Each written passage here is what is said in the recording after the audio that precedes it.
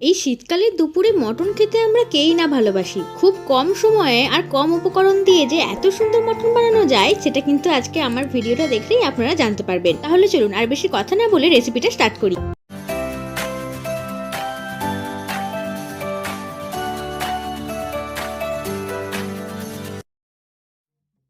এখানে আমি 750 গ্রাম মতো মটন নিয়ে নিয়েছি আর মটনের পিসগুলো নেওয়া হয়েছে মাঝারি সাইজের, খুব একটা বড়ও নয় আবার খুব একটা ছোটও নয়। তবে প্রথমেই আমি আপনাদের বলে দিই যে মটন যদি খুব নোংরা থাকে তবেই কিন্তু আপনারা ধোবেন, না হলে কিন্তু মটন ধোয়ার কোনো প্রয়োজন না, হলে কিন্তু টেস্ট নষ্ট হয়ে যাবে। তো প্রথমেই আমি এখানে দিয়ে দিচ্ছি 2 টেবিল স্পুন সরষের তেল, এরপর দিয়ে দিচ্ছি 1 টেবিল স্পুন হলুদ, দিয়ে দেবো 1 টেবিল স্পুন লঙ্কা গুঁড়ো, এরপরে দিয়ে দেবো 2 টেবিল স্পুন মতো টক দই।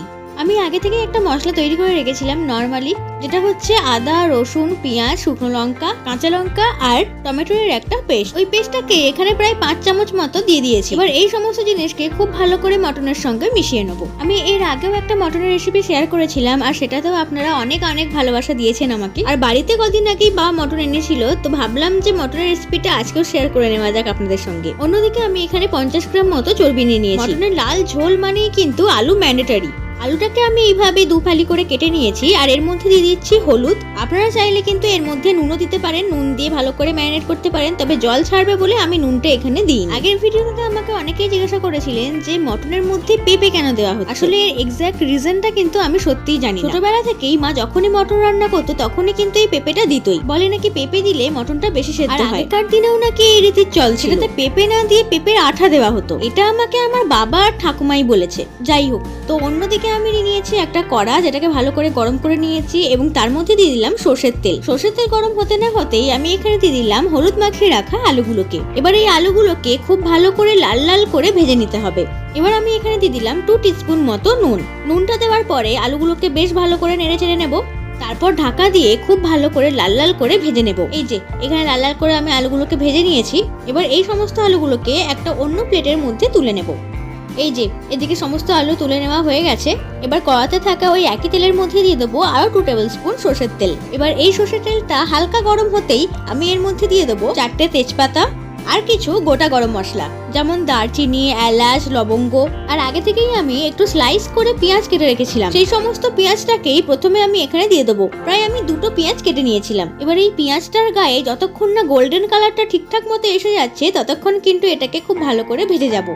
আর পেঁয়াজের মধ্যে একটা সুন্দর কালার আসার জন্য আমি এখানে দিয়ে দিলাম একটুখানি চিনি। এই যে এখানে পেঁয়াজটা কিন্তু ঠিকঠাক মতো ভাজা হয়ে গেছে। এবার আমি এর উপরে দিয়ে দিলাম ম্যারিনেট করে রাখা মটনগুলোকে। এবার গ্যাসের ফ্লেমটাকে হাইতে রেখেই কিন্তু খুব ভালো করে মটনটাকে কষিয়ে নিতে হবে। বাটির গায়েতে যতটুকু মশলা লেগেছিল সমস্ত মশলাটাই কিন্তু আমি এখানে দিয়ে দিয়েছি। এবার হাই ফ্লেমেতে মটনটাকে হালকা নেড়ে চেড়ে নিয়ে এর মধ্যে দিয়ে দেবো 1 টেবিল স্পুন হলুদ আর স্বাদ মতো নুন।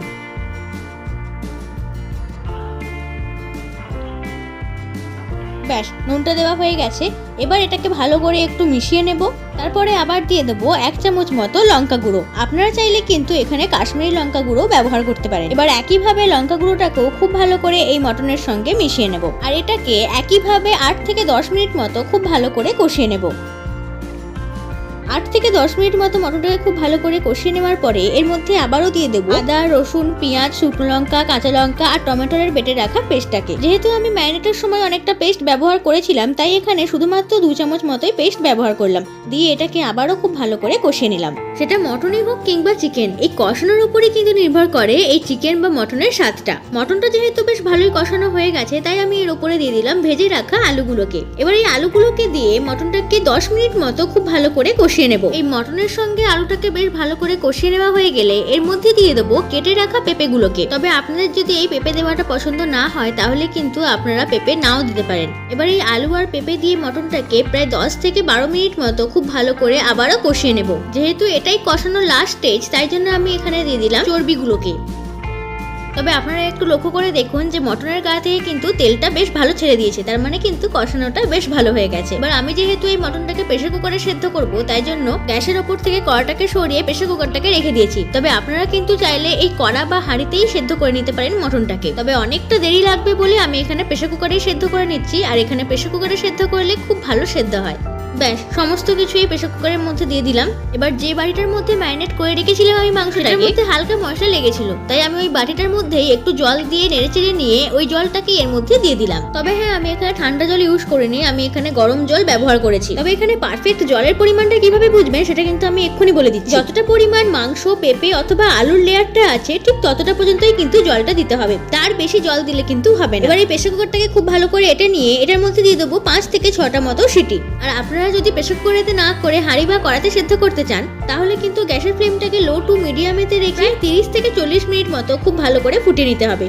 এদিকে তো মটনের লাল ঝোল তৈরি হয়ে গেছে। এবারে একটা সুন্দর থালি তৈরি করে নেওয়া যাক। এইরকম থালি আমি প্রথমবারই তৈরি করছি। এই কাঁসারের থালার ওপরে কলা পাতা কেটে তার উপরে বাটির শেপ করে ভাত, তার উপরে লঙ্কা আর লেবু। এবারে একটা কাঁসারের বাটি নিয়ে তার মধ্যে দিয়ে দেবো একদম গরম গরম তৈরি করা মটনের লাল লাল ঝোল। আমার তো এই এডিটিং এ বসে আবারও জিভে জল চলে আসছে। যাই হোক, যদি আপনাদের এই রেসিপিটা ভালো লেগে থাকে তাহলে কিন্তু অবশ্যই আপনারা বাড়িতে একবার হলেও ট্রাই করবেন। আর আগের মটনের রেসিপির ভিডিওটাও কিন্তু আমি ফার্স্ট কমেন্টে অথবা ডেসক্রিপশন বক্সে দিয়ে দেবো, আপনারা চাইলে কিন্তু সেটাও দেখতে পারেন। তো এই ছিল আজকের মটনের রেসিপি। ভালো লাগলে কিন্তু অবশ্যই সাবস্ক্রাইব করো আর লাইক করতে কিন্তু একদম ভুলো না। দেখা হচ্ছে পরের ভিডিওতে। টাটা।